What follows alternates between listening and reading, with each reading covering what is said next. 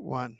Welcome back. I'm Alfred Lambremont Webre, and I have the very distinct honor to be here with one of the pillars of the extraterrestrial and UFO community in Vancouver, BC, author, researcher, experiencer, Terry Tibando. Welcome, Terry.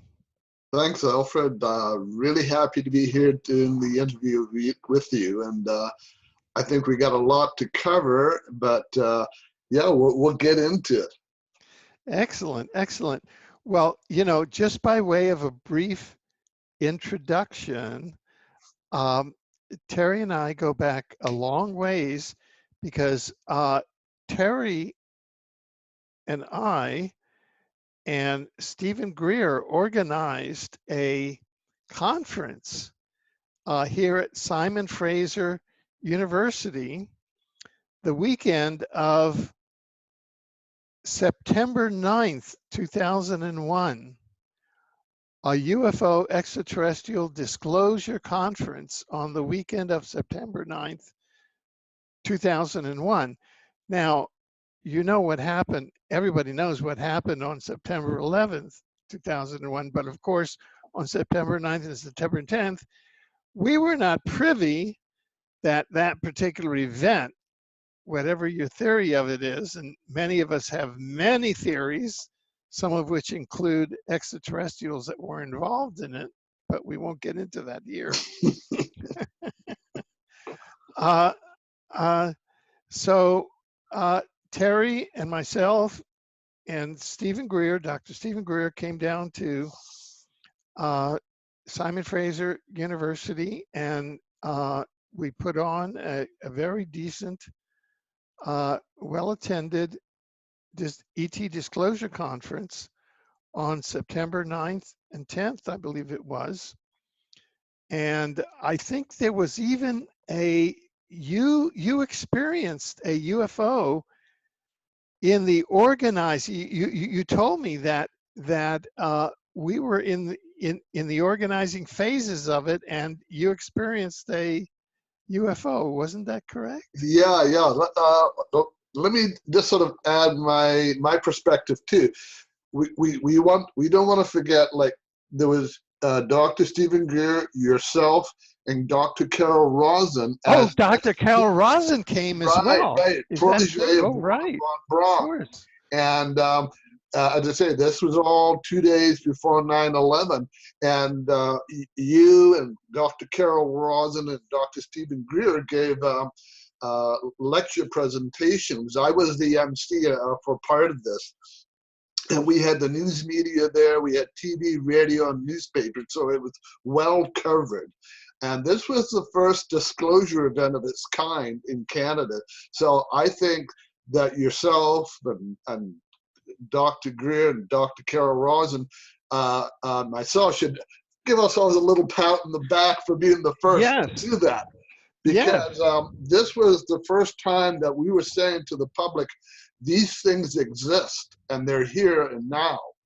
And leading up to this, putting this event together, I actually had a UFO sighting over a mountaintop near Burke Mountain, which sort of is adjacent to the mountain where Simon Fraser is situated. And this craft was moving up and down like a yo-yo, changing color from red to orange to white and back again. And when I asked Dr. Greer about this, he said, yeah, sometimes these are confirmations that you're on the right track, that you're doing the right thing. So I think that was a nice omen of things to come. Excellent, excellent. Now, we were talking yesterday in preparation for our interview today on your new book, which is extraordinary. Terry has a new book out. He has written a multi-part book, and part one is out now. The multi-part book is a citizen's disclosure on UFOs and ETI, extraterrestrial intelligence. Correct. And volume 1 is out now, Global Evidence of the UFO and Extraterrestrial Presence, which is at Amazon, Barnes & Noble, et cetera, and we'll be going through the book that is just out now, that is Global Evidence of the UFO and ETI Presence. And these books are encyclopedic, because Terry has written a 3,000 part book, and now a 3,000 page book, highly documented, and now it's being released in different parts as books that we can all manage. But it really documents the case. You know how you may run into friends or family members or people who are outside of the UFO ghetto that we like to talk about, and who say, well, do you have any proof? And what Terry Tibando in these new series of books is providing is the scientific proof. I mean, it's very, very solid. And in this first book, in the 14 chapters, and in the last chapter, and ending up with a holographic universe that we'll talk about, which is, there you get into my territory, which is the omniverse, so I'm looking forward to it. But you have a very interesting story, because you got into this at a very early age. So that is my introduction, and I'm going to turn it over to you. How did you get into all of this at the young age of 5 years old? Okay, well, it's an interesting story, but let me just preface that by saying that the book that I've written is a textbook. And the first volume is like a primer to all the other books. I tried to make each book conclusive in its own volume, so that there isn't anything that's left dangling. There's a little teasers throughout it about saying what may be or will be in the other volumes. And the interesting thing here is, when you go to any bookstore and you order books, what you typically get is a 6x9 volume or book that's sort of pocket novel in either paperback or hardbound, and you get a few pictures in it. This is filled with pictures to indicate exactly the topic I'm discussing. So I have researched this, and this goes to the level of turning every stone over to see what's underneath there, to track down multiple sources of information to corroborate and confirm the point that I'm trying to bring across. So it's written almost like in university type fashion. Whether or not it will be peer reviewed, I have no idea, and that's up to them, and I don't expect them to take it seriously, but you never know, because there are a lot of scientists out there that are, you know, doing this, whether secretly or with association of certain other people. And so I wanted a text that a person could go to, and some of the information in there is going to be very familiar, particularly to seasoned UFO researchers like yourself and to other people. But there's going to be some things in there that's very personal, very different. It's going to give you a perspective that in some ways may turn the subject on its head, because I believe there's a lot of UFO-based corruption or database corruption that has to be corrected. And I had some very cherished beliefs about the subject, and found that they were completely erroneous, that further investigation revealed what I believe was the truth behind a lot of that stuff. And we'll get into all that. So essentially the book therefore stands on its own, but it will lead you into the other volumes. and the other volumes take you deeper and deeper and deeper, and you're going to say, my God, I didn't realize there was this much going on and this much cover-up going on. So that's what the other volumes are about. Now, going back to your question, I got involved actually unexpectedly when I and my mother were taking my younger brother out for a stroll in his baby carriage. You have to understand that my father and my family were in the Royal Canadian Air Force. So we got transferred around from one location to another and over into Britain. And I grew up in Victoria, BC, and we were moved to North Bay, Ontario, where my father served in the North Bay Royal Canadian Air Force Base. And he even had the opportunity to work in the underground SAGE site, Strategic Air Command environment.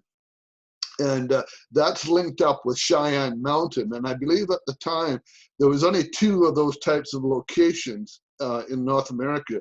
And North Bay was one of them. And he worked in the underground facility where there's about a 4-story building built on some kind of shock dampening, earthquake dampening suspension or springs. And I've actually have been in the communication with the CEO of that operations.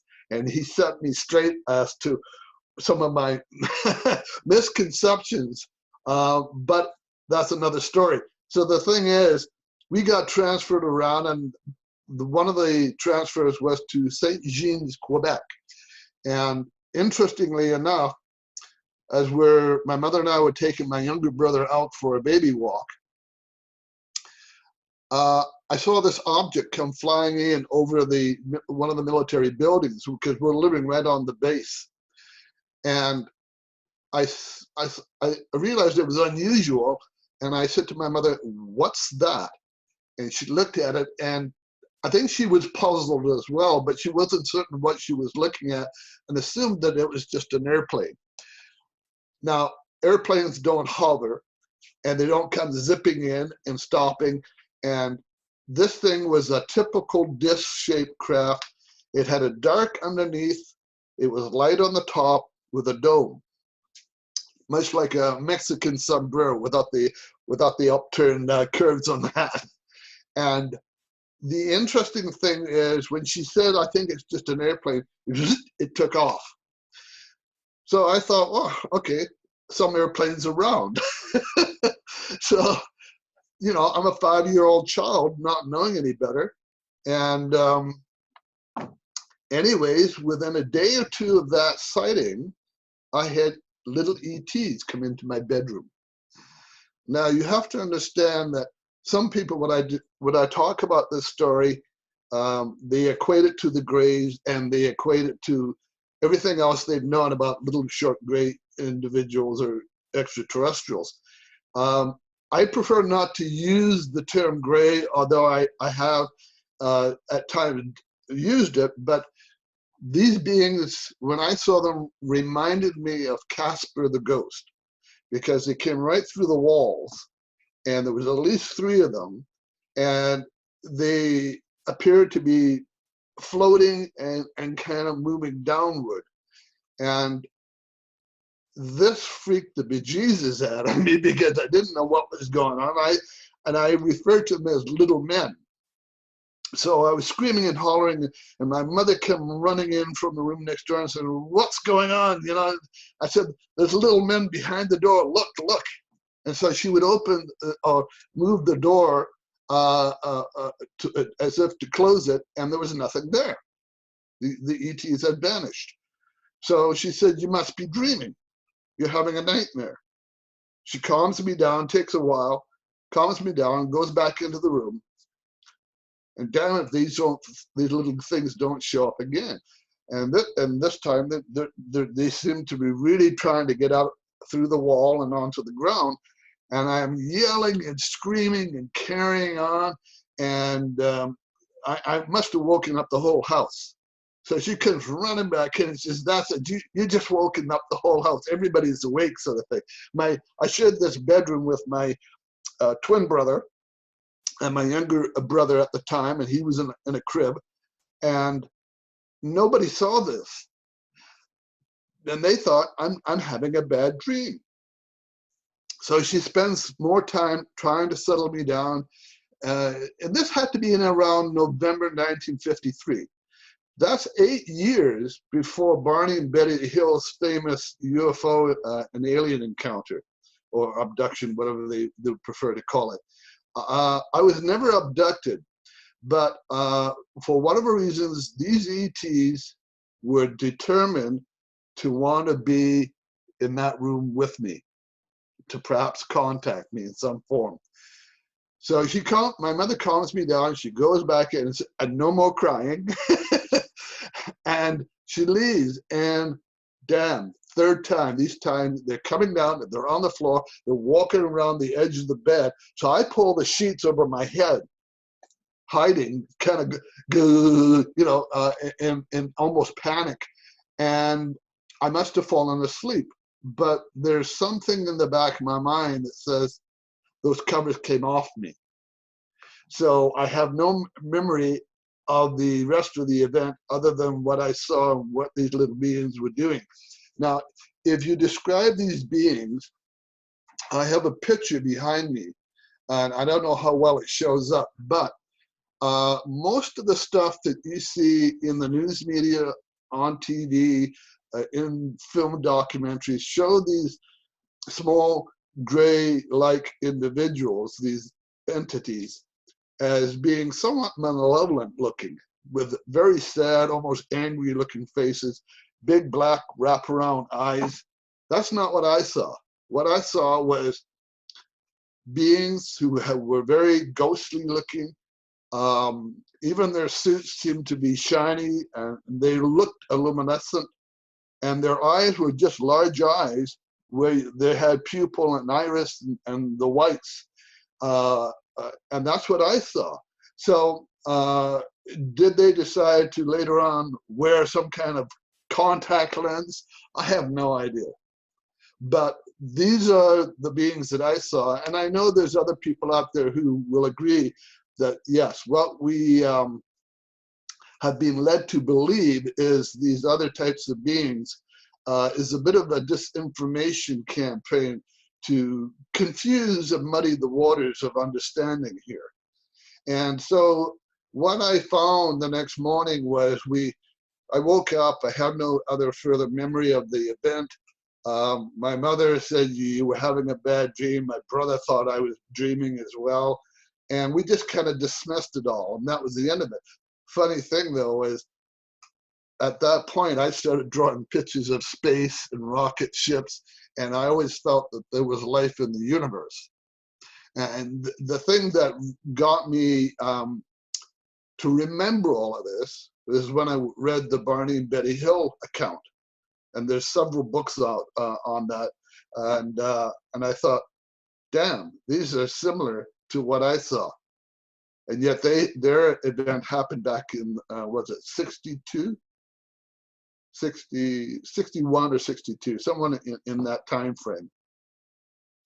So that's really got me on the road to start investigating, not seriously as a child, but it was always there in the back of my memory. And it wasn't until 1963 that I saw a UFO, daytime UFO, in Victoria, because by that time we had moved around, went to England, spent 4 years there, came back, and came right all the way back to the West Coast. And I was looking out the window, and it was an overcast day, and I saw this, what could be described as a horse chestnut sized object that was sort of yellowy gold color. And it popped out of the clouds, and then it moved back into the clouds. And that's really was something that got me going on this. So far what I was seeing was daytime craft, and they weren't shaped like military craft or conventional private privately owned aircraft. I recognize aircraft having been to various military bases because my father worked on them. And we saw all kinds of aircraft, from Tiger Moth, the old World War One aircraft. We saw jet aircraft that used to perform in North Bay, Ontario, etc. And so my brother and I built models of various aircraft, from big bombers to jet craft, even the Avro Aero. My father used to come home and talk about this all the time because we were living in that time period when this development was going on. So my experience as an observer was gradually evolving and increasing. And as time went on, I went to university. I took astronomy. I spent a couple of years doing that. Took math, physics, chemistry, geology, geography, anthropology. So all the sciences, basically. And I think inwardly, I wanted to know the answer to what I saw as a kid. And so I was hoping that through university education, I was going to get at least the scientific background to understand the mechanics of the psychological aspect of it, or the social impact, etc.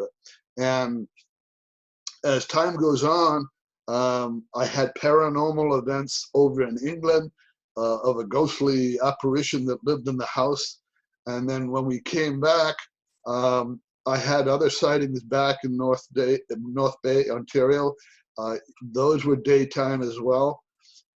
It wasn't until I moved all the way back into Victoria and then back into BC that the observations of ET craft became nighttime.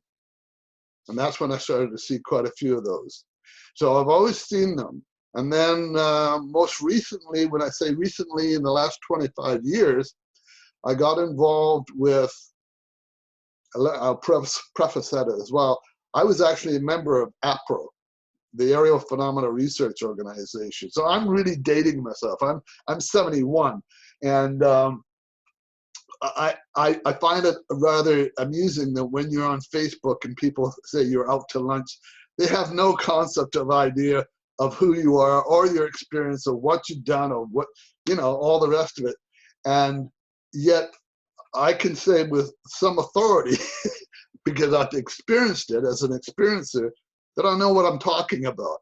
And I'm always intrigued when somebody else tells me their experience, because I'm trying to equate it, relate it, correlate it with what I understand and know, so that my understanding becomes a bigger picture. And that's the reasoning behind a lot of the books that I wrote, is to take all the jigsaw puzzle pieces, put them together, and make sense of the whole picture. So if somebody says, well, how do you think they work on a scientific principle, and give me the equations and formula? No, I couldn't do that. But if you ask me, why do I think they're here? How do I think they're traveling? I could probably answer that. And some scientists would say, yeah, I can understand that, and I can give you the formula for why that works that way. Now, the thing about this is that in the last 25 years, I got myself involved with CSETI, Center for the Study of Extraterrestrial Intelligence, led by Dr. Stephen Greer. And I got involved back in 1993. Actually, it was 92, but it was 93 when we formulated or formed the CSETI Vancouver. He had only been doing this since 1990 in his own organization. So I wasn't that far away in terms of organization and putting something together to follow this, because there are things that Stephen and I are on the same page. And, one is his experience, which we both share, his aspect of meditation and remote viewing, his spiritual understanding of the universe, etc. So I share those things with him, and actually we consider each other spiritual brothers. Now, I've led people in the greater Vancouver area out into some remote areas locally, where we are away from traffic, noise, lights, etc. And one of the locations was Cypress Mountain. The other location is Coquitlam River Springs. There's a racing kart area and place where people fly model airplanes. And in both those locations, we have had ET sightings of craft as well as ET encounters. And one of the interesting things is that, at least for us, is the encounters are in a sort of holographic form or interdimensional reality that's interfacing and reacting to us or engaging us in the 3D universe. And I've been doing that for 25 years. And everybody that's usually come out with me has a positive experience. No one's abducted. No one's had a medical procedure, no probes up the behind. They walk away feeling positive about the experience. They've either seen a craft, had some flashes of light, had ETs actually come up and touch them, interact with us in some fashion or form. And when somebody says they had a physical, how do you do, shake hands, I've got the little ET in my arms, I'm kind of wondering what it is that they're engaging with, because I've never had that experience. And it's not to say it doesn't happen. And it's not to say that someone who claims an alien abduction hasn't had that experience. But I also have to look at the evidence and what I think I know about how these can be perpetrated in a manner that would seem to be real, at least to the individual, because they've never had this encounter before, and how, if I was in their shoes, how would I react to it? And I've never had that experience where I could say to that person, it didn't exist, you're just imagining it. I can't say that. And in the book, I bring up this whole aspect of alien abductions and real alien abductions and what is just imaginary. Sometimes there are wannabes out there who just want to get their name out and write a book or something, and that's fine. That's if that's what they want to do, that's what they want to do. However, I'm looking for the evidence. I'm trying to connect the dots to understand the big picture. And in the book, I talk about the dichotomy and polarization of the alien abduction phenomenon and how it is literally split the UFO community, where you've got people on both sides claiming this, that, and you have to wonder, is there something in between that actually addresses all of this? Because we know that there's abductions going on, but now we wonder, are they not perhaps covert military operations that we don't understand? And we label it under the military intelligence industrial complex, that they're the rogues behind it. And that what they're using is PLS, programmable life forms, that look and mimic little short grays, sometimes even reptilian in size. And we know that that research is going on. And we know that they back engineered alien spacecraft. So we will often refer to them as alien reproduction vehicles, because they're the vehicles that the military are working on. But we also know that there are extraterrestrial spacecraft out there coming and going from orbit and landing and then heading back out again. And when we engage those types of beings and those types of craft, what we're seeing is, we're not seeing hard physical nuts and bolts craft, and we're not necessarily seeing an ET standing there before us.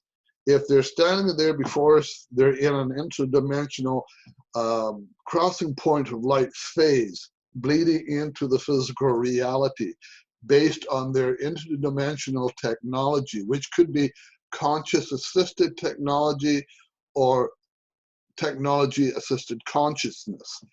And the beings that we engage in are in that state. And there's a reason for it. And this is something that is rather either elusive or not deliberately talked about. But we know that when we sent men to the moon, and by we I mean the US, they were quarantined as soon as they came back because they didn't want the the astronauts to possibly spread lunar germs if they existed. You have to understand that an extraterrestrial intelligence who has made it to this planet is carrying with them all kinds of diseases and bacteria. Unless they go through some kind of an energy field that wipes and kills off all bacteria that they are bringing. Unfortunately, if they come here in a physical form, they're going to pick up all the diseases that we have. And there is abundant evidence to prove that people who have actually engaged with ETs by just the mere touch have died. That says to me that they're transmitting something off their skin, and it isn't some kind of deliberate radiation or whatever. It's the bacteria and germs that they carry. And we have to worry about what are we infesting them with our own particular diseases and whatnot.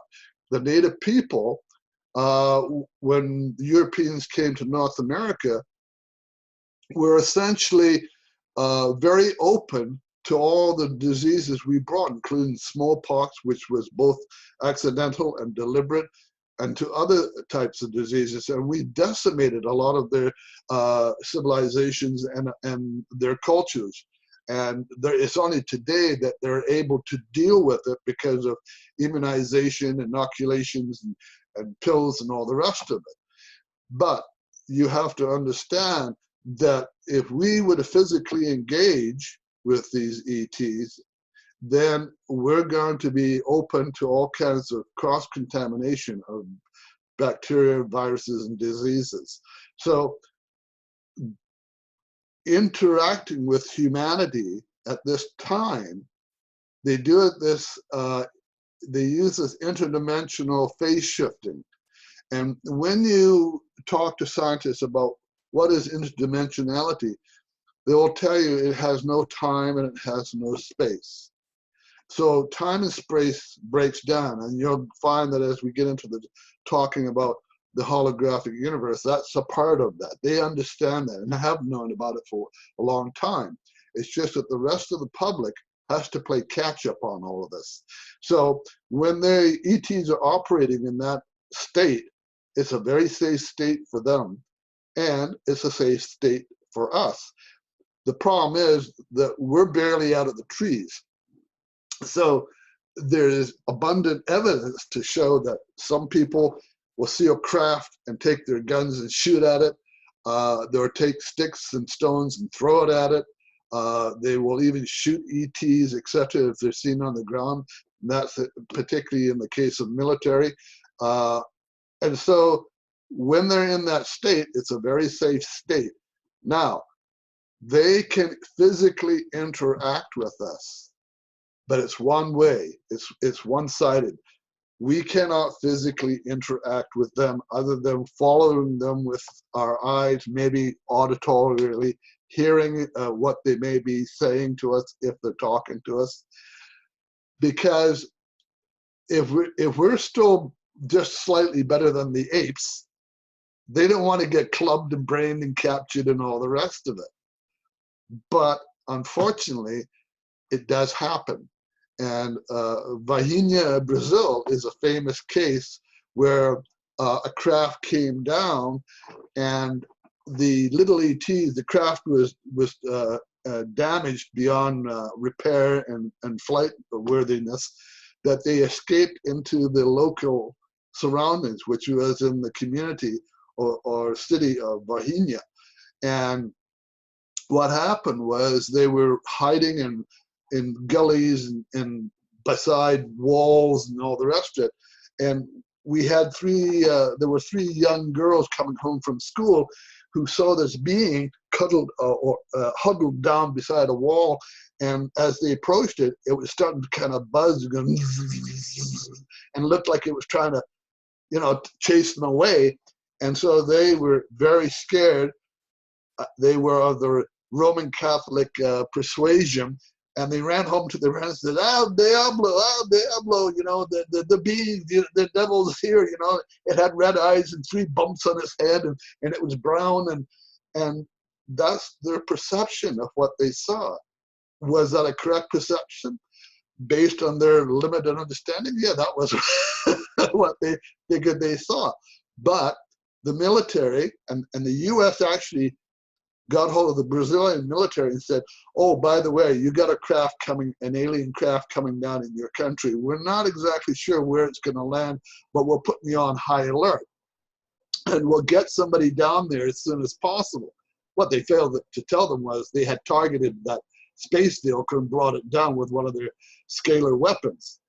And so here we got ETs running around in very close proximity to the event, and one of the creatures was caught in a gully with the assistance of firemen and the military. And what do? They throw a net over this thing, gather it up, put it in a box, and put the lid on it, and nailed the box down, the lid down onto the box. And I'm thinking, well, welcome to the planet Earth. This is how we treat strangers. And somebody, I believe it was a police officer, touched the being on the arm, and he felt something, and he didn't know what it was, but he kind of brushed it off, and no problem. 3 weeks later, he died. And when they opened him up to find out, we had massive viral and corrupted organs and whatnot just from that touch from that ET. And we don't know what happened to the ET, because when the U.S. military showed up, they said, "Okay, we'll take over from here," and they took it all back, including the crash retrieval and whatever other ETs were still living at that time. The point here is you don't go touching ETs unless they give you an invitation.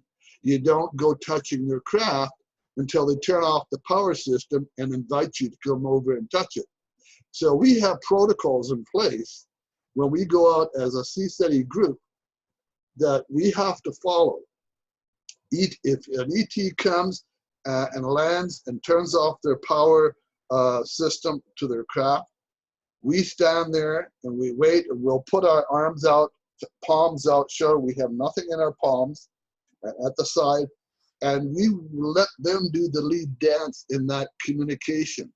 If they approach us and reach out with an appendage to shake or whatever, then we'll do that. And otherwise, we don't touch them. And then when we talk to them, if they're speaking verbally or telepathically, we will ask them, "Is there anything you would like to share with us? Or is there anything you want to know about us?" Very open-ended question. We'll ask them, "Is there anything you can tell us about yourselves?" Again, a very open-ended question. The reason why is because this is a diplomatic relationship. It's a diplomatic dance that we have to learn how to dance with the strangers. And they have a better understanding of us as human beings than we do of them. And if that happens and it unfolds and they allow us to touch them in a courteous, politeful manner, all well and good. If we may ask them, "Is it possible to have an onboard off-planet experience aboard your craft?" And they may say, "Yes, it is possible to have that." Can we be in full psychomotor control of our bodily functions and our minds? Yes. Great. Who would you like to go on board with you? One or two of us? All of us? And so these are the protocols that we have to follow. We're not going to go rushing over to the spacecraft just because it landed and thinking that, hey, this is real. You know, I could kick the tires on this thing. We know, again, from past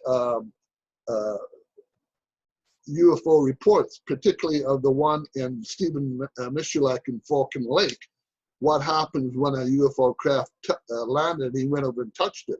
He got burnt on his hands and on his chest. Moral of the story, don't go touching the spacecraft. Not unless you know it's powered down.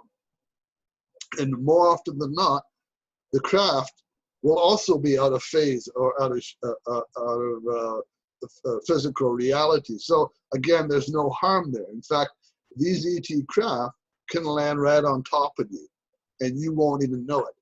The only thing that you may start to perceive is there's a compression of sound, there's a sudden warmth in the environment, a sense of presence.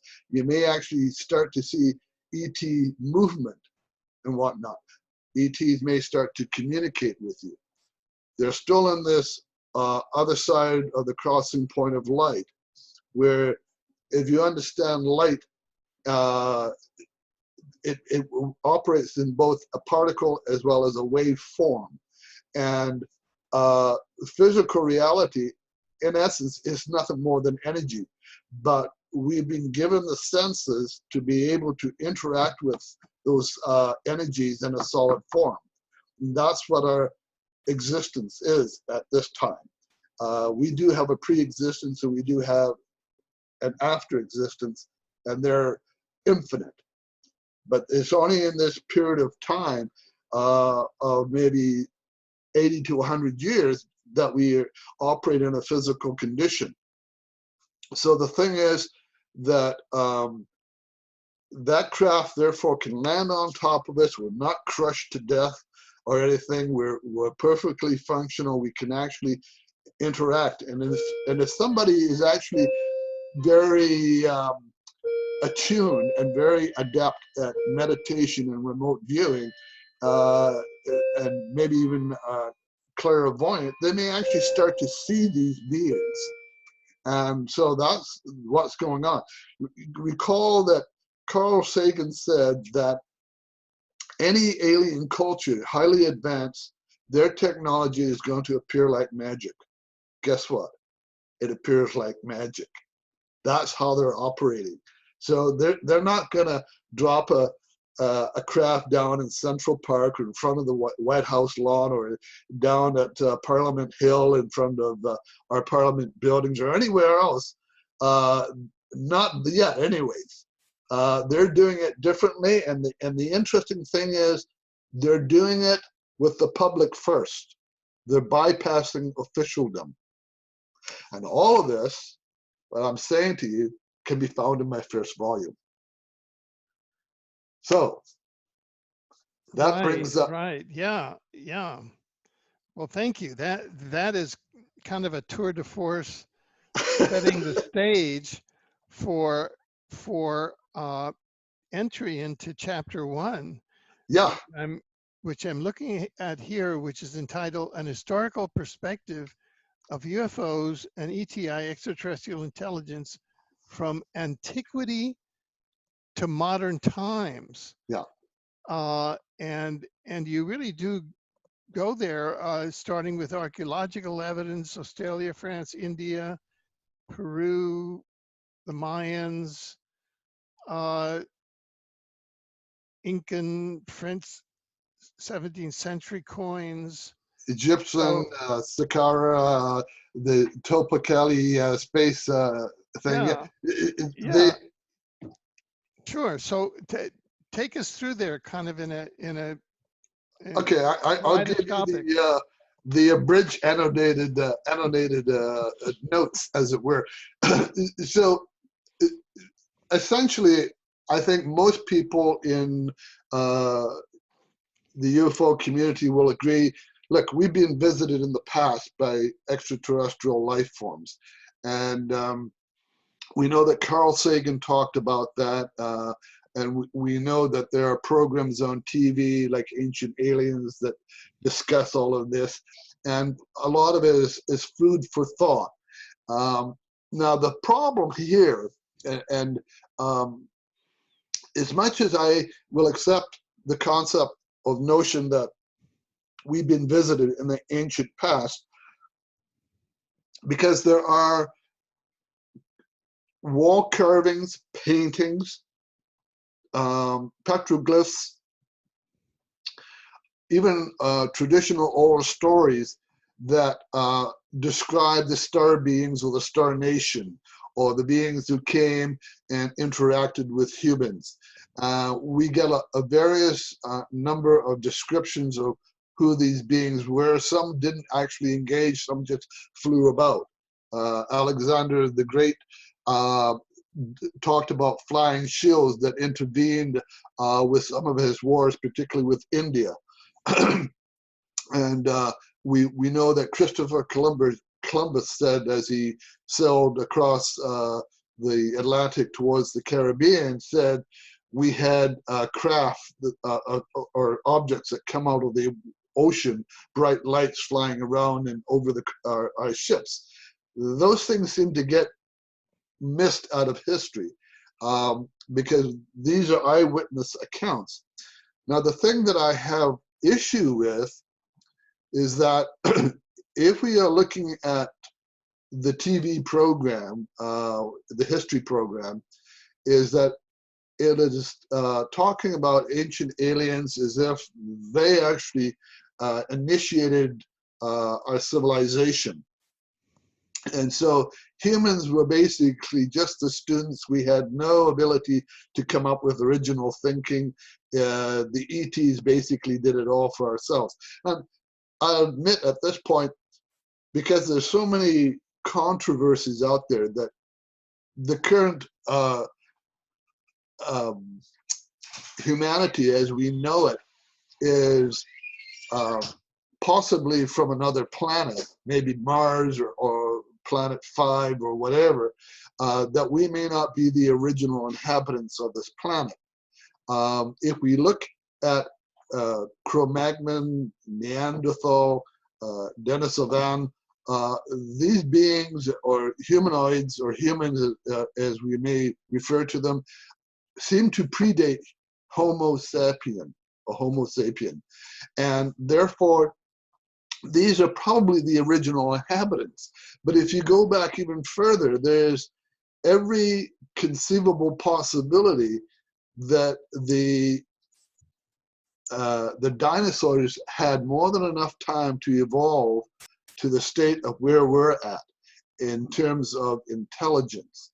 But where did they go? We say, well, a comet hit the planet and it created worldwide devastation, wiped out most of the reptiles, changed the life forms that did survive on this planet so that mammals had a chance to arise. And so the thing is, ancient aliens will try and say, well, they have come here from another planet, another star system. They've interacted with Egyptians and the Sumerians and the Mayans, the Incas, and the American Indians, and all the rest of it. Well, some of that is true, but not everything that ancient aliens puts out there is true. And when they talk about beings like Quetzalcoatl, Kukulkan, Viracocha, these are the Mayan traditional gods, which they refer to as the serpent god. If you look at the beliefs of the Middle East, for instance, they talk about Moses, Buddha, Zoroaster, Christ, Muhammad, Baha'u'llah, all these, and they're saying these were probably extraterrestrials. And Christ is being given this designation as he may have been an extraterrestrial to give mankind new knowledge and a new direction in his civilization. And so you start to see pictures of what looks like Christ in a spaceship.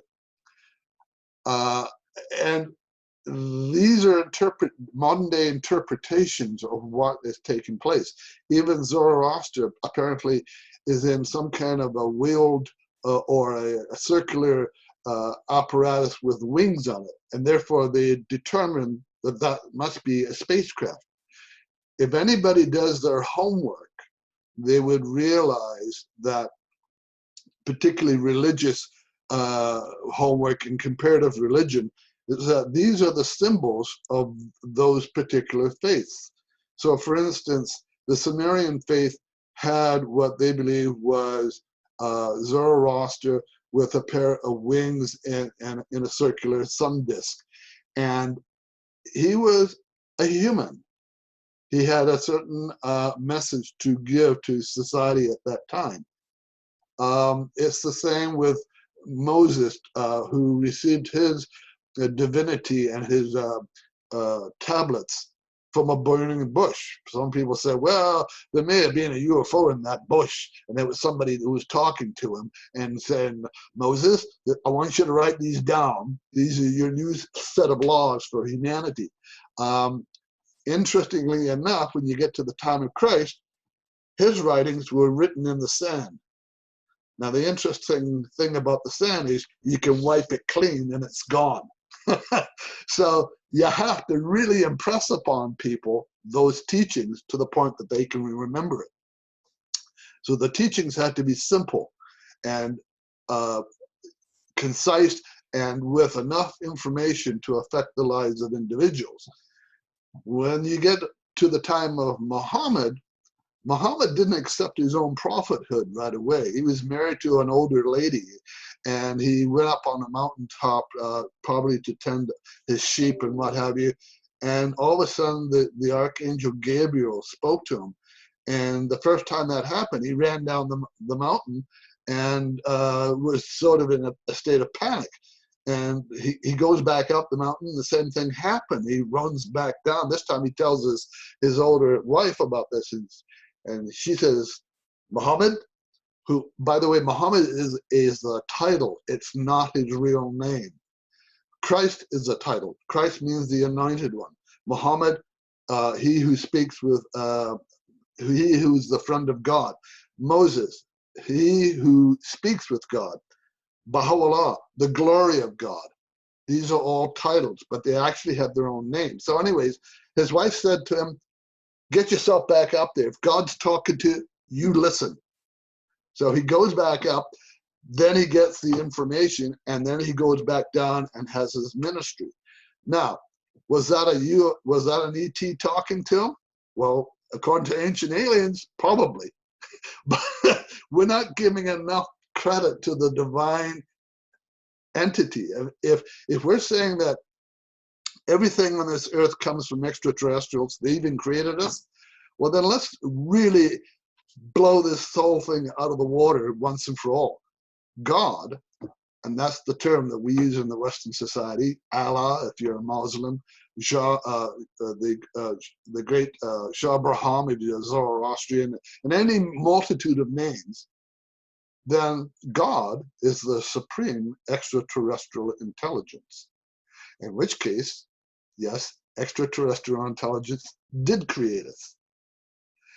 So it's looking at it from a whole different perspective, basing it on religious understanding without denigrating the religion, and trying to make some real sense out of it. So that's the issue that I have, that not everything that ancient aliens offers to society is real information. In fact, it's infotainment, and should be taken as such. What it should do is lead a person to go and investigate for themselves. And so as a Baha'i, one of the teachings that Baha'u'llah says is independent self-investigation of the truth. In other words, go out and look for yourself, research it for yourself, because then you'll have an understanding, and it's done from a thorough point of investigation. Don't just accept sound bites. Don't accept video clips just because somebody else says it. if you were to tell me that the moon, the sun is actually green, I'd go out there and take a look, because now I have to verify it. But that's the whole point of that research. And that's the whole point of conversation. Conversation is really not a point of forcing your ideas onto somebody, but to exchanging points of view, to come away and say, these are worthy of consideration and pondering. And that's the whole point behind this. I do not expect that anybody who picks up my book and says, oh yeah, that's exactly the way it is, because it may seem logical and all the rest of it, because I don't want that blind acceptance. The only acceptance I want is, I've read through the book, I considered it, I did my own research, I'd come back and said, you're absolutely right. Okay, thank you very much. And that's the end of it. So, going through all of this, in the first chapter, I'm discussing these ancient alien aspects, which we've just discussed, the petroglyphs, the anomalies that show up in terms of hieroglyphics in some of the Egyptian antiquities, for instance, the Saqqara headstone, or what they call it, the header that's above one of the openings to a tomb, and it shows what it appears to be modern day equipment. Now, to be honest with you, I can't give you a logical reasoning. I can only give you an assumption about what I think has happened. That the Egyptians, early Egyptians at that time, recorded something truly anomalous. How is it possible that what they recorded looks very familiar to us in the 20th and 21st century? Because it seems to fit in with our submarines, our tanks, airplanes, and other craft. And so that is a bit of a mystery. So did they actually have a physical sighting in which they recorded it? They've recorded something. Has it been altered? And one of the things I look at is they talk about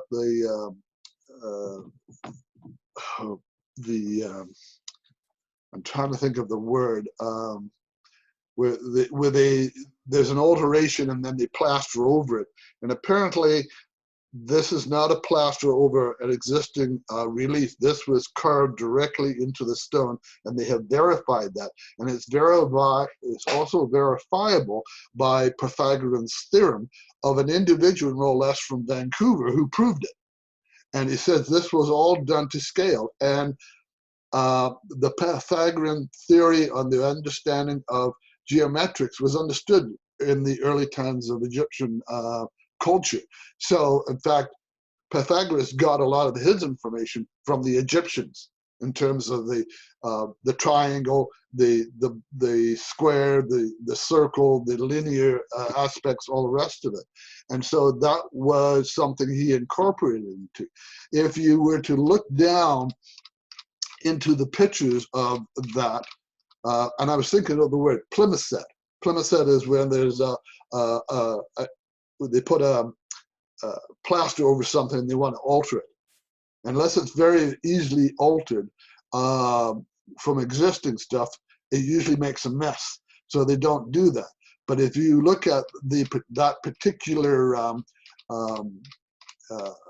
set of constructions, you'll see that this is all original stuff. You can also see that if you look at some other hieroglyphics, the hieroglyphics can be manipulated to look like some of this stuff. But there's an interesting thing here, and it's on page 31. And I've circled something very unique. And it looks kind of odd. It looks like a little fish or a little spermazoa. Well, the fact is that if you go to the previous picture, which is on page 30, you see the same thing, but in a caveman drawing. Aha, what is that? And how is it being able to survive where the cave drawing is in France and all of a sudden that same thing shows up in Egyptian hieroglyphs in the what is being called the helicopter petroglyphs of Egypt.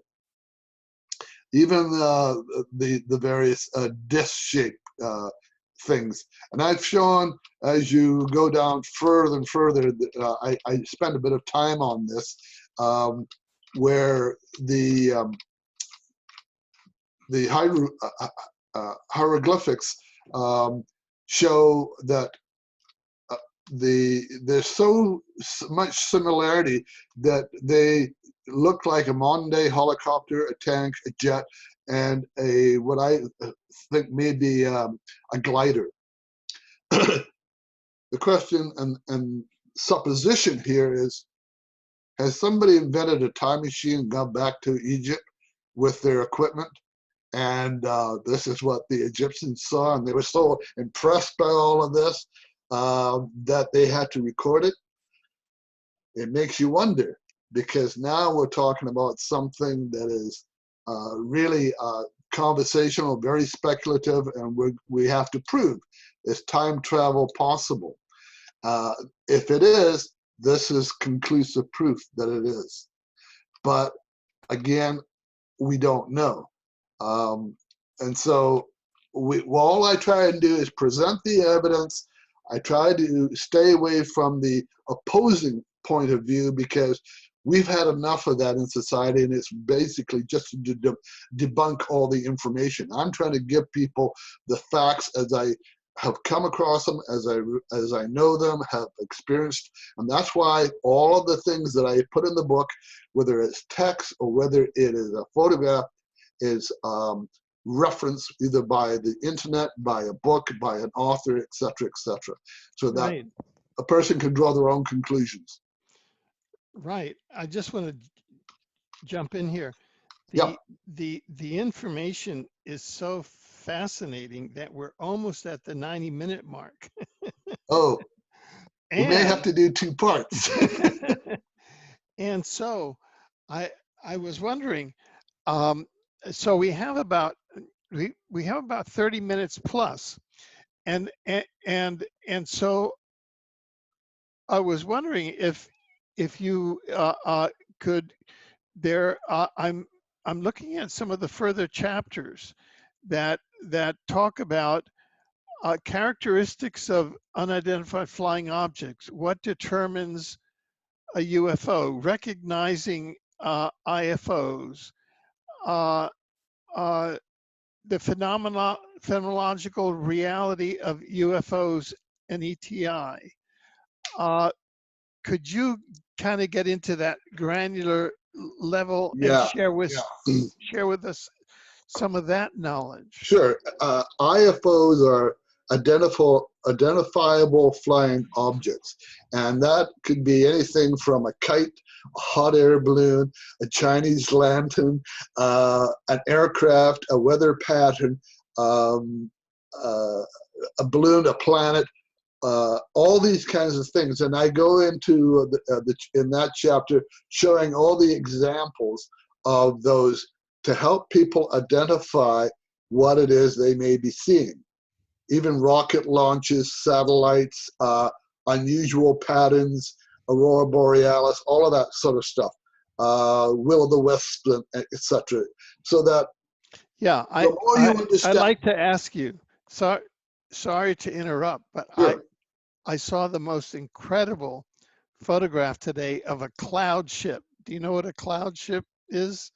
And that is a cloud formation that looks like a UFO that's so unusual that people call them cloud ships, because you don't know whether it's ETI masquerading as a cloud. And so back over to you.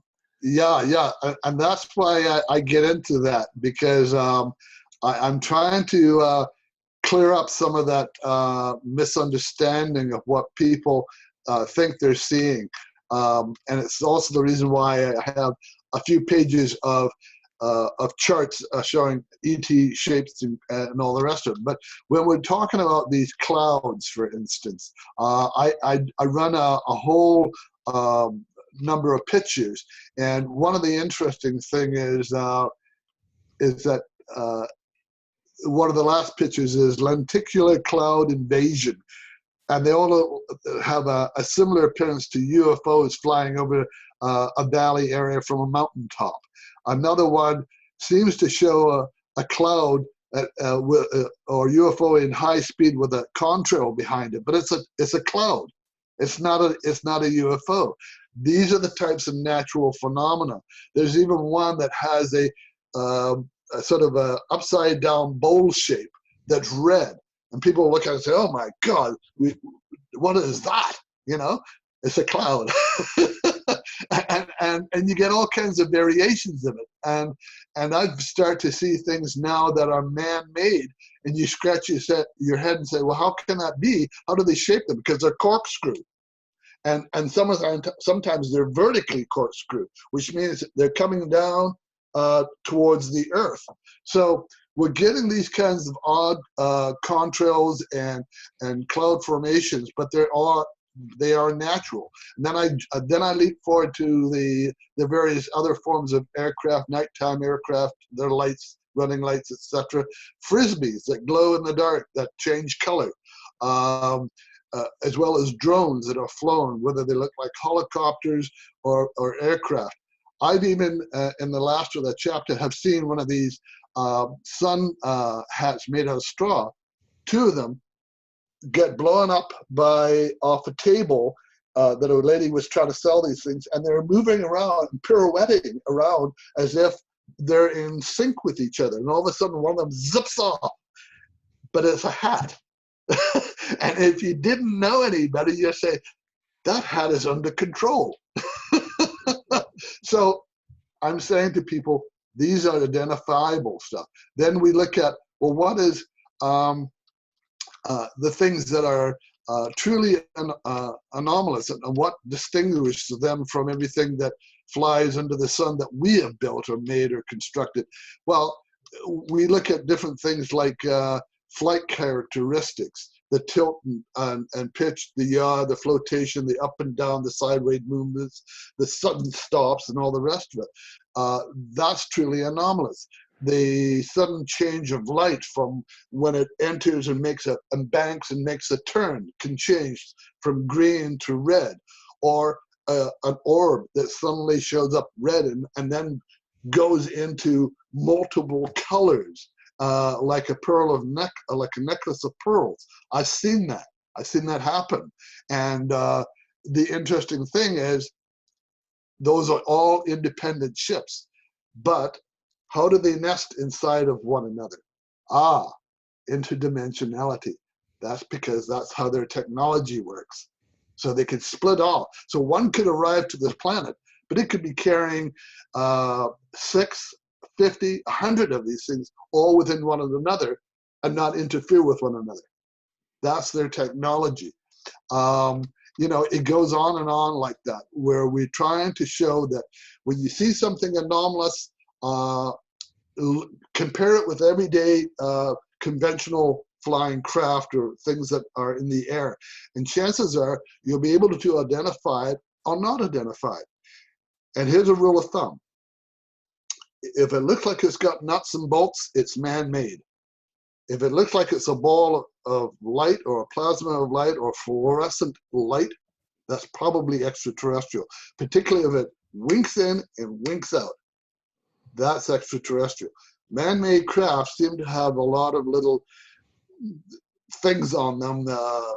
Sometimes they look like it's redundant. It doesn't serve any purpose.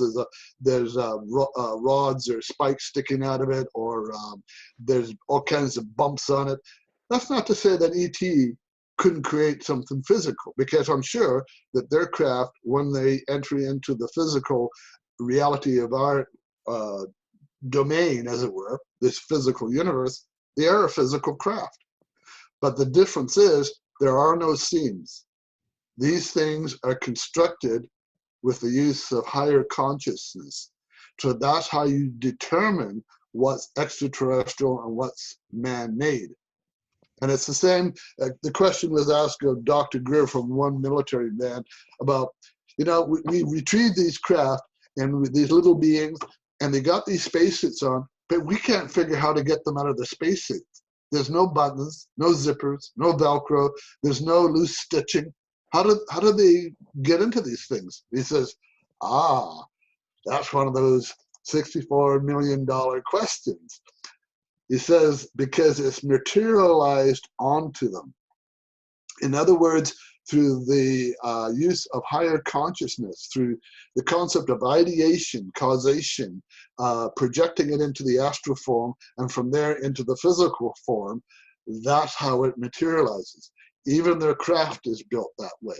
In fact, the suit, the being, and the craft are all one.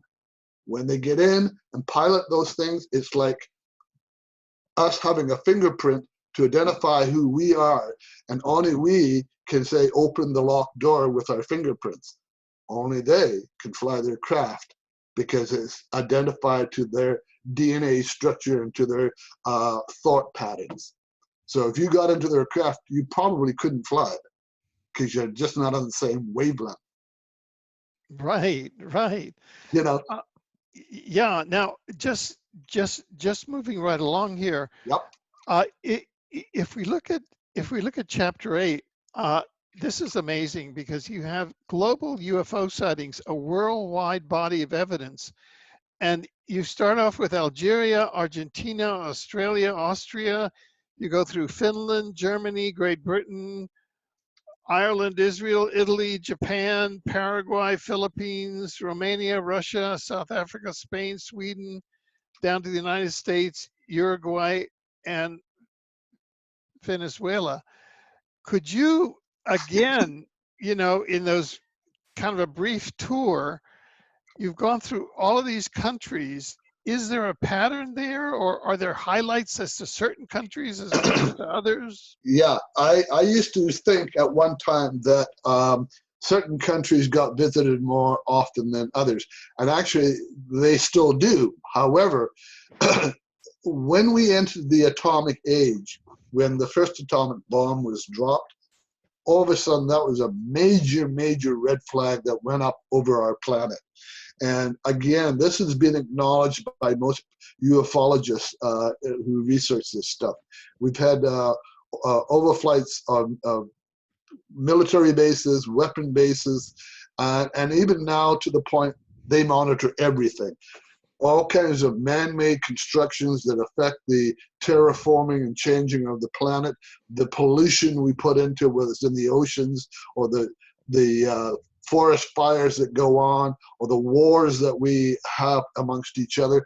They're watching all of this because they're trying to figure out why the lunacy on this planet. What the hell is going on? These beings are fighting each other. And so the problem is they overfly every country. They're looking at all their potential military armaments. They're looking at as I say, their weapon storage bases like nuclear launch pads, etc. It's no, like when we think of Rendlesham and the thing with Peniston and Burroughs and Colonel Holt and their sightings, what we find is that those two bases, Bentwaters and Woodbridge, and there's another air base associated. There's about 3 or 4 air bases associated with each one. What that indicates is that they have a high interest for those bases. Reason why? Because you go back about 10 years or more, that's when the U.S. came over and started to establish a lot of military bases in the U.S., in Britain, and they brought over atomic weapons. At that time, the British did not know that the Americans had brought these weapons over. Why was that? Because they were setting up against any possible threat from Russia at that time, who was their main adversary in weapons buildup. But it goes back a lot further. In fact, even back then, they had their UFO sightings over certain military bases at that time, but they weren't that well recorded, or at least not in the degree that the one in Rendlesham Forest was. that was an indication that they still had nuclear bases there. When the big triangular craft first started showing up in Denmark and a few other countries, Holland, etc., Germany, they were overflying those areas, and the question was, the new union that was set up, the British Union, not the British, the European Union was set up, was held in Brussels, in Belgium, and that got an overflight. So they were interested in our politics, but somebody else had already had an interest of having that spot become the Center for UN and the Center for the British, for the European Commonwealth. And that was, there was nuclear armaments in those areas. So they were paying a real close interest to that. So the question is now, you want to have contact with ET, carry around a little radioactive material and see how quickly they show up. I guarantee you don't have to say anything or do anything, just carry your lead-lined piece of nuclear material, open it up for a few seconds and see what shows up, because they're interested. So that's the way for them to tag us and know what's going on. But there are so many thousands of these ships out in orbit around this planet that they each have a mission to do certain things. And so the mission can vary from time to time. Sometimes it's geological, where volcanoes are exploding, and they're trying to ensure that that if they explode, that there isn't going to be a massive devastation from these volcanoes. That's why you sometimes see them going in, or sometimes coming out, or passing through the sides of that. There's a case where an airplane was seen by a few people, and it was headed towards Mount Blanca down in Colorado, and all of a sudden it looked like it hit the mountain, but it disappeared. It turned out it really wasn't an aircraft, but it was one of these extraterrestrial spacecraft that was in perhaps a holographic or mimicking form of an aircraft, a conventional aircraft. So that is their ability, that's their technology. And so when we go through these places, what we find is there are sightings after sightings of craft landing, sometimes with ETs coming out, sometimes interacting with people, but more often than not flying around. And they're there for a reason. They're looking at what we're doing to this planet. And so they are gravely concerned by the fact of our aggression, our hostility, our warlike nature. We haven't moved out of the days of being a caveman with loincloths of skin, animal skin, and bone knives and spears. That's what they're dealing with. The only difference is now we've become more sophisticated at doing it. So the the reality here is that we've got to evolve beyond that warlike behavior. And so as people will read through all of these global sightings, they're going to say, it's not just one country, this is many, many different countries. And so the thing is, I allow people to read through this, to piece it together, but the conclusion hopefully will be, hey, this is a global phenomenon. It's not just in America, it's not China, it's not just Russia, it's everywhere. And there's a global surveillance and monitoring of humans on this planet. That's the gist. That is the bulk of the book, is that middle section on global evidence. Right.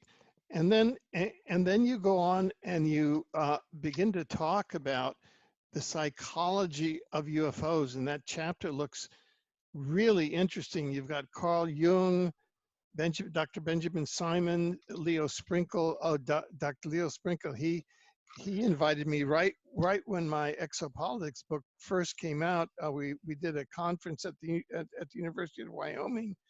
That's where I gave the first public lecture on exopolitics. Dr. John Mack, Michael Persinger, Psychological Profiles of UFO Witnesses, physiological and psychological effects of UFO encounters, the human preservation program hypothesis. Yeah, that's mine. Quite a chapter. Yeah, yeah. Do you want to say something about that? Yeah, yeah. About that whole Well, thing? well, first of all of those psychologists have some aspect or interest or experience with the UFO phenomena. Leo Sprinkler, for certain, and and Dr. John Mack, etc., and the others. The only one that perhaps puts a whole negative spin on that is the Dr. Persinger, who is a Canadian psychologist, but I have a feeling he's very well connected with the intelligence community. So I put him in there, but I don't necessarily give him full credence in terms of what he's saying. I think he's more dismissive of the whole thing, saying that it's a psychological issue that can be brought forth with proper stimulation. Now, when we get into the human preservation program, this really is the third alternative to abductions, alien abductions. Because what I'm saying is you're either looking at my lab type of abductions, or you're looking at something that doesn't exist, or there is the third alternative, and that is ETs are engaging with humans, and some of them are taken aboard for perhaps examination or programming or finding out what's going on or trying to inform them about information. However, there are many, many reports of sightings where a craft has landed, and it's landed in, say, a farmer's field, and the farmer just happens to be there at the time. And when he goes out and investigates, what he finds is that there are ETs there picking up samples of rock and plants. And one such case is the one that Jacques Vallée talks about, which is the individual Marcel Mass from Valençon, France. And he goes out into his lavender field, and he sees two ETs in their spacecraft, and they're picking up things. And as he approaches, one takes a tube of some kind and points it at him, and he suddenly is frozen in his steps. He can't move. And so what happens is they continue doing whatever it is that they're doing, which is collecting samples. They get into their craft and they take off. Now, that means that they're sampling everything on this planet: the soil, the bioforms, the life forms, the plants, and humans. And if they're taking humans, are they literally taking them and not returning them? Or are they taking some DNA samples, some sperm, and some ova? In which case, why is that? This does sort of present a bit of a speculation, but I think it's rational based on the evidence that I found, and that is that the specimens they've collected is like it goes into a seed vault or a frozen vault, so that if by chance foolish humans decide to wipe themselves out, or there's a natural catastrophe, but I think it's going to be that we wipe ourselves out through a nuclear holocaust of some kind, they've got the DNA, the sperm, and the ova to restart humanity all over again. That means that they could wait a couple of hundred years, or 2,500 years, or 25,000 years, when the earth has healed itself, and reintroduce mankind again to restart all over. Now, that would also seem to suggest, then ETs were in our past, or at least our modern ancient past, and they created us. In that sense, that's a true statement. But if you go back further than that to time immemorial, then you'll find that life grew up on this planet, and it grew up in many diverse forms, including intelligent forms. So the thing is, if we have seed vaults to look after all the seeds on the planet in case we wipe ourselves out, and there are a few remaining survivors, they could go into these vaults with instructions left behind to replant all the plants that are necessary for food and survival, and trees and all the rest of it, and humanity could start over again. The only hopes is if that happens, we're smart enough not to go down the path of war. And so ETs are probably doing the same thing. So if you've been abducted, consider yourself one of the lucky ones, because it's your DNA, your sperm or ova that will restart humanity somewhere else, either on this planet or some other planet. That's the whole concept behind the human the Human Preservation Program hypothesis, and it adds a nice, neat little insert in between these two opposing points of view. Well, that's very good. That's a very a positive positive point of view. I mean, looking at looking at the nightmare positively, I just wanted to throw in the concept of, quote, adduction. You have abduction, which is being taken away, and adduction, which is being taken toward the stars. Uh-huh. A number of researchers have started to use that term.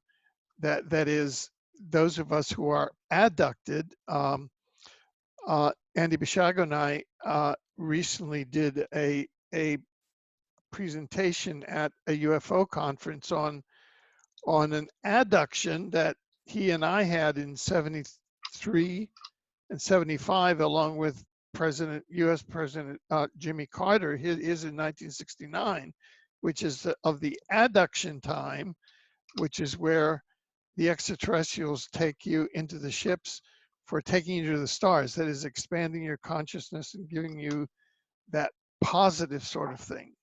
Right. You know what I'm saying? So it's just that addition is adductio, adduct, abduct, adduct. So Yeah, very interesting. Yeah, and we come up with these terms because we're starting to think a little bit more about them and realizing that, hey, some of these things aren't necessarily negative, but they are positive, and that there are people who are saying, yeah, I was given the privilege of being on board their spacecraft. I actually went to their planet or a planet or some kind, and so yeah, it's again coming up with a term that says.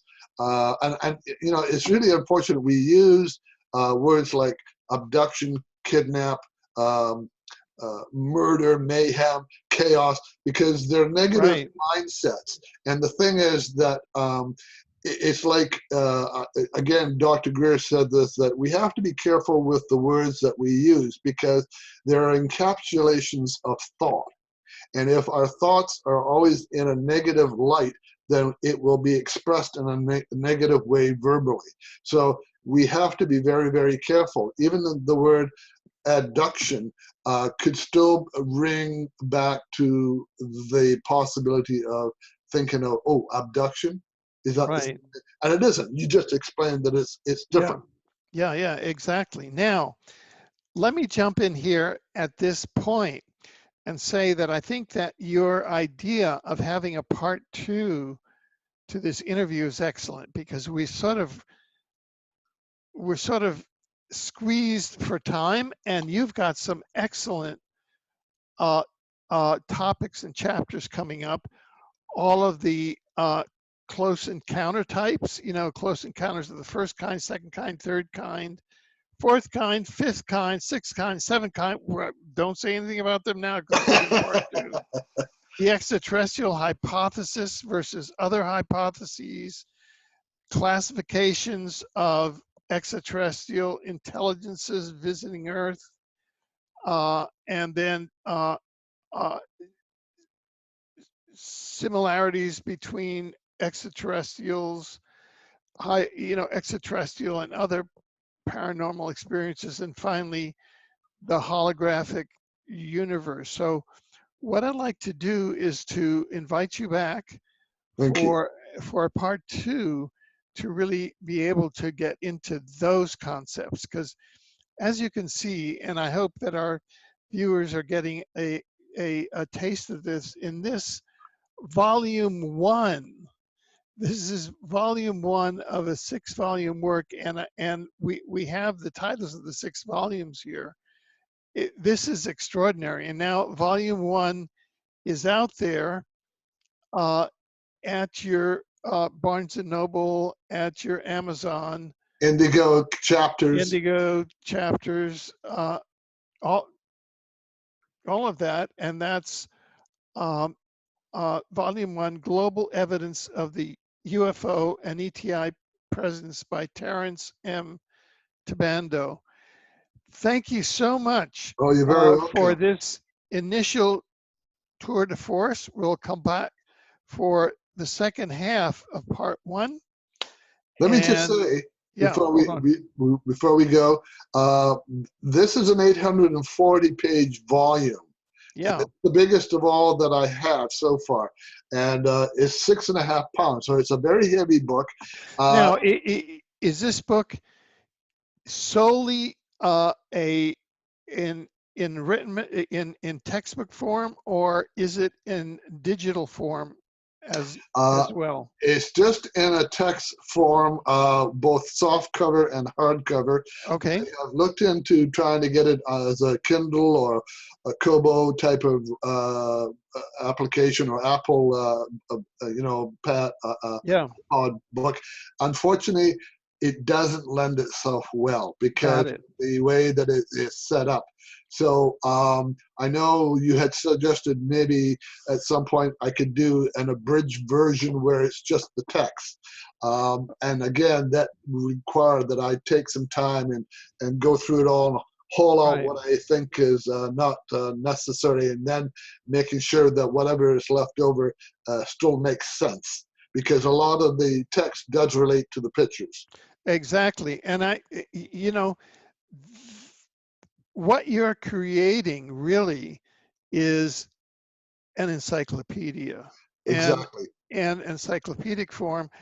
I hope that you will be approaching libraries in North America and elsewhere throughout the world to begin stocking it. And I urge all persons and all institutions, you know, starting with all the institutions that are going to be working on that are working on disclosure now. Any serious journalistic organization uh, to stock this and to distribute it to their members. This is the six volume work, A Citizen's Disclosure on UFOs and ETI. Volume 1 is out now. Global Evidence of the UFO and ETI Presence, Terrence M. Tibando. It is out at, again, could you mention those? At Amazon, Barnes Amazon, Barnes and Noble, Noble. Ingram Sparks, or actually they're a book distributor. Indigo chapters, Kohl's, all of these can be ordered through online. They won't Yeah, necessarily carry them, but you can order one them. of them. And there's supposedly 39,000 global book distributors. Now, I don't know if they're going to be printing it in every language. I doubt it, but I know that it's sold in the U.S. already. It's sold in Britain already. It's selling in the Lower Mainland, and I've even sent a copy to a fellow in Israel. And I'm going to be looking at trying to send a copy over to Japan and get everybody excited over there as well. So Yeah. it's starting to go global, but it's a slow process. Oh, sure, sure. And all of the links of how to get this book and the titles of the 6 volumes and all of the access information will be in the video description of this interview, and also in the article that accompanies this interview, and also the second half of this interview. So it's all there. Yeah. Excellent. So I encourage people to go out, investigate, look for that. If you don't see them on the shelves, ask your bookstore representative to go online and order the book in for them. The other thing is, tell your friends, tell your family, tell your associates, anybody who's interested in this subject, let them know about it. This is a book unlike any other book that's out there. because it covers literally everything. It makes understanding the big picture as opposed to just the bits and pieces.